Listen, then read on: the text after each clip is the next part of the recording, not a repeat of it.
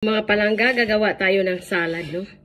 So, ito yung tanghalian ko, pero hindi ko kakain ng kanin. Ang inano ko dito mga palangga ay avocado, yung chicken breast na niluto ko kahapon, yung manok, at saka lettuce, apple, cherry tomato, onions, no? So, yan ang ilagay ko mga palangga. So, ngayon ay lagyan natin ng mozzarella cheese. Parmesan cheese pala, parmesan cheese, hindi para mayamis-yamis at masarap siya, no? So, mga palangga, kumusta kayo dyan? Ito ang gagawin natin para masarap sa parmesan cheese, no? Yan, sa salad natin. Ramihan natin. So, very healthy ito, mga palangga. Kain tayo ng mga vegetable. Mostly, hindi na kayo masyadong kumakain ng kanin. Kumakain ako brown rice at saka, ano na siya mga palangga, no? Hindi na talaga. Tapos niya, no? Wow, sarap. Bago lang ako ligo.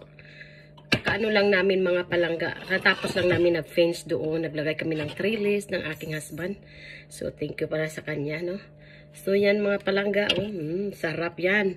Kasi, ranch, parmesan cheese, at saka apple, avocado, lettuce, onions, carrots pa pala, at saka cherry tomato.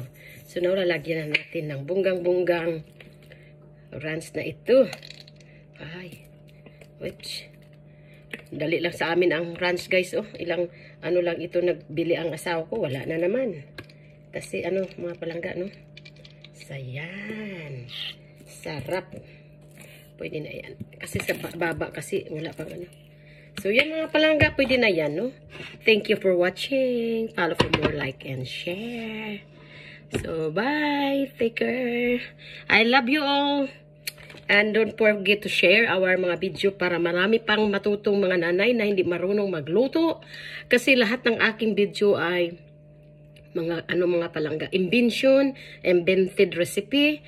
Kasi yung iba nagtaka, bakit, pwede ba yun? Pwede yun. Basta hindi lang magkahilo, no? Hindi lang tayo pwede talaga. So, mga palangga, yan. Kain na nating lunch. Hindi ako kumain kaninang umaga ng breakfast. Nagkain ako isang saging na maliit masyado na saba. Nilagay ko sa microwave. So, hindi talaga kumain. So, ito ang kakainin ko. So, ngayong hapon, mag-adobo daw si Marian ng pork. Adobo na may taba. So, kakain tayo magkanin, pero brown rice naman. Pagkatapos naman, araw-araw naman ako nag-i-exercise.